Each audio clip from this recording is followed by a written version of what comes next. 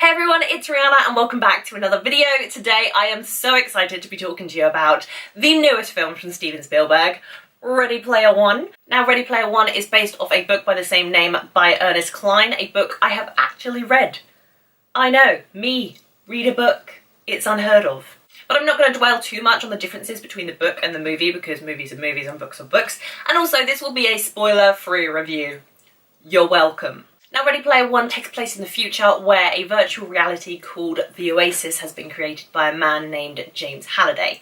And when James Halliday passes away, he leaves his entire fortune and the ownership to the OASIS to whoever can solve his 3 quests and ultimately at the end gain his Easter egg. Now the main character we follow in this film is Waithe, who is played by Sheridan. He lives in the stacks of Columbus, Ohio, which are like the slums. He doesn't have the best quality of life, but he has been obsessed with everything James Halliday from the beginning, and he is a gunter in the OASIS on the hunt for the first key in James Halliday's quest for the OASIS. And while Waithe is gunting in the OASIS, a company named IOI, run by Nolan Sorrento, who's played by Ben Mendelsohn, is hell-bent on winning this quest to take entire control over the OASIS.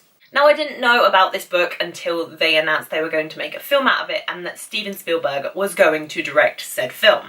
And once I'd read the book, I was quite sceptical about the fact that Steven Spielberg was directing because it's quite different from all the other films he's directed recently, but I have to say, Steven Spielberg has his game back.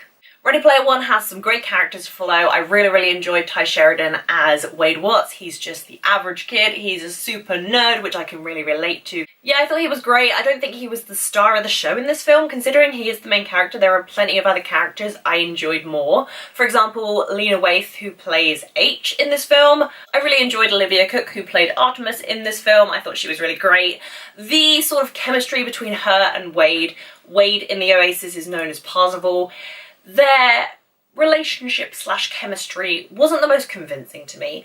In the book, it's far more stretched out, whereas in the film, it feels quite rushed. Pacing to me in the beginning of this film was far too fast, and then the ending was far too slow. It had a lot of issues. Another really good portrayal was Rylance as James Halliday. He's a very awkward person, but I think Rylance really pulls it off considering it's serious actor Rylance. So all around, we had some pretty great characters here. There were a few that I felt were very underdeveloped, like the characters of Sho and Dayato in the film. They're there.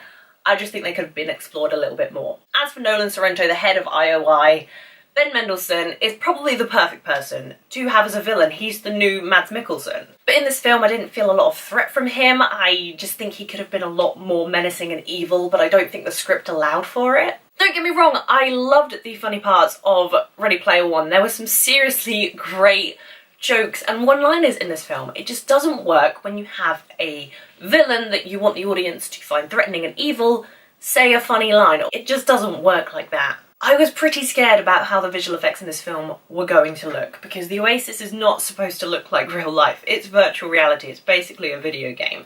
And I was pleasantly surprised at how good the visual effects look in this film. I actually watched it in 3D and the 3D was actually good. When does that ever happen? So the visuals really helped the world building in this case. I feel like there was a lot of exposition in the beginning of the film, which I feel wasn't really needed when you could have just seen that the OASIS was a virtual reality because it looks so damn good. The action sequences were really fun, really well choreographed. They were set to some banging 80s music, which I loved. The soundtrack of this film is just so great, considering it references so many 80s pop culture, like movies and video games. It just seemed fitting to have this set in the future, but have such old 80s music as the backdrop. It really worked. Speaking of pop culture, this film is any fangirl / fanboy's dream. It references so many movies, music, video games. There is just Easter eggs popping out everywhere, which I find hilarious because you have to win the Easter egg to win the OASIS. And the Easter eggs are just popping up everywhere. And what I liked about the pop culture references is that most of them weren't so obscure that nobody would know what they are. So many people in my audience understood a lot of things, which really shocked me, but I think they just made it more accessible to a lot more people. Spielberg definitely has the fun factor back here. It doesn't feel like his recent films like Warhorse or Lincoln or Bridge of Spies. Those are all super serious movies. This feels like E.T. and all of his old films from back in the 80s. It feels like Steven Spielberg has just gone back to being a child again, and I really, really liked that. Maybe that's what we've been missing from Steven Spielberg for a very long time. I will make one comparison between the book and the movie, and that's the fact that the book is a lot darker and a lot more threatening than the film. I understand that they want to make the film more accessible to a younger audience, but it just came across as cheesy and cliched. It took very much the route of other young adult franchises like The Hunger Games or Maze Runner or Divergent.